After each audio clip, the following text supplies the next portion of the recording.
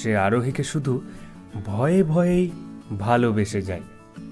আর এই নিয়েই যত ঝামেলা সৃষ্টি।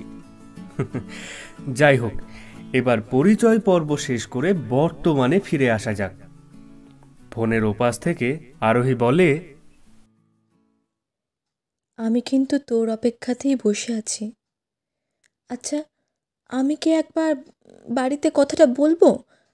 দেখ, আমার মা বাবাকে কিন্তু রাজি করাতে খুব একটা অসুবিধা হবে না। না না, তোকে কিছু বলতে হবে না এখন, আমি দেখছি। আবার দেখছি? এই দেখছি দেখছি করতে করতেই তো 4 বছর পার করে দিলি। এই শোন, এইভাবে না ভয়ে ভয়ে ভালোবাসা হয় না। রাখছি। সুজয় বুঝতে পারে আর বেশি দেরি করা যাবে না।